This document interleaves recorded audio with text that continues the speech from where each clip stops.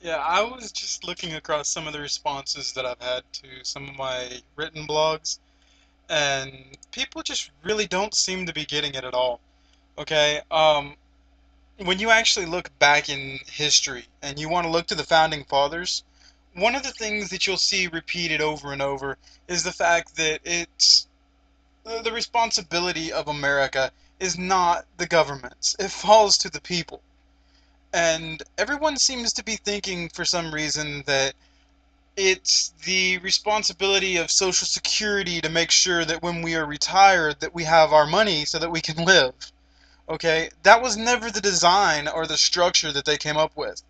That's why you have to have a personal responsibility and create some personal savings.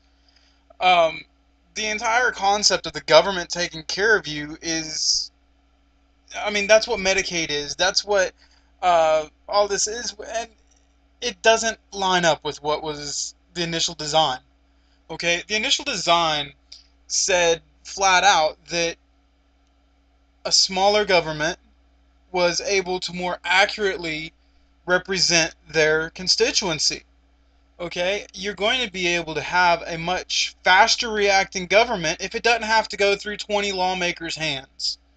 And I mean, that's just simple logic there.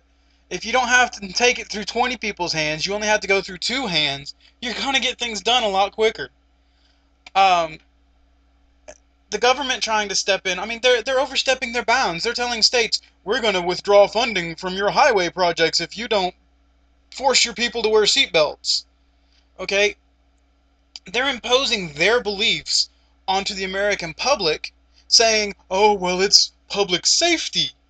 So public safety now is more important than the rights that the founding fathers thought it was necessary to define, according to the government. Not sure when that happened, but sure, let's go with that. Uh, George Washington said flat out, guard against the impostures of pretend patriotism. Okay? He also said firearms are second only to the Constitution in the importance that they are the people's liberty's teeth. Okay? So now we not only have him telling us wear your seatbelt, but now the government's going to sit here and tell us, oh yeah, by the way, you can't own a gun. You can only have a gun if you do this, this, this, and this. Or eventually they're going to get to the point where they're going to say, just like some of these other countries, you don't have the right for a gun anymore. Okay? The founding fathers thought it was something that they needed to address. Multiple founding fathers addressed this. John Adams said arms in the hands of citizens may be used at individual discretion in private self-defense. Okay, John Adams also sat there and said, like, where they've got these huge things in legalese that they're trying to push through on us right now. Okay, the Congress is saying, oh, by the way, we did this 1,300-page bill and nobody can really read it, and we have 25 aides to try and read little sections of it and kind of encapsulate it so that I can sit here and say this is basically what I'm voting on. But that's not what they wanted initially. They wanted it to be something where the government was able to be understood by the average person. Okay? Uh, John Adams said as well, liberty cannot be preserved without general knowledge among the people. And I mean, it just goes on and on. It's insane. One more thing that John Adams said, and I promise I'll get off of him, but one more thing that John Adams said is he said flat out that the Constitution was made for a moral and religious people. It is wholly inadequate to govern any other. Yet our government is sitting here saying, you know what? We can tell them we're going to do this and then say, well, it was a campaign promise, we couldn't really follow through, which is a form of immorality because you're lying. Okay? And it's also for religious people. Yet the government sat up and said, you know what? Let's listen to this little lady who's tried to defect from America to the Soviet Union and was denied. Let's listen to her and take the Bible out of schools because she must know what she's talking about.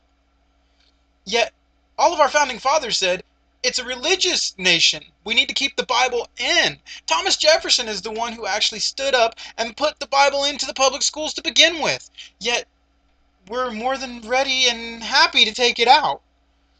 It's just a decay in the system. It's where general knowledge that used to be common sense for the American people are now little tidbits of history that have been lost to time. Uh, when you start looking across, there's all kinds of quotes from the presidents. Um, Let me see.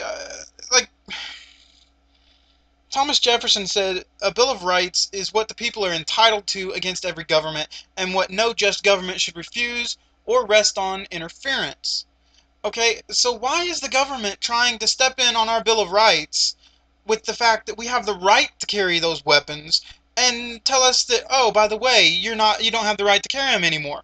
Okay? Why are they trying to push things through in the middle of the night, giving us these huge, however many, 700, 1,300 page adjustments last minute when Thomas Jefferson also said delay is preferable to error? Okay, it doesn't need to be in legalese. It needs to be in very concise, small terms that can be followed by the general public. But he doesn't. The common government political figure right now doesn't want to hear that. They want to hear, "Oh, you're doing a great job," when they're doing nothing that the founding fathers established.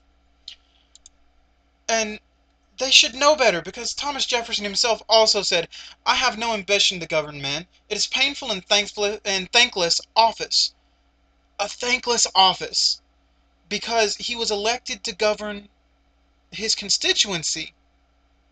It's something where people are going to disagree with you at times. People will agree with you at times, but in the end, you are meant to be their voice, not their dictator.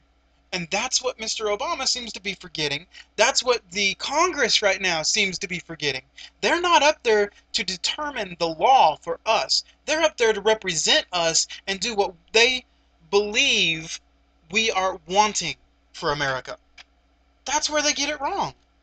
Okay, let's go ahead and leave it at this, but it really is a sad commentary when you look at the fact that everything the founding fathers stood for is what all the modern politicians try and align themselves with when they're running for office. Yet whenever you look at the track records that they post, whenever you look at the decisions that they've made, very rarely do you ever see a politician following the founding fathers' dreams instead of the party line rhetoric.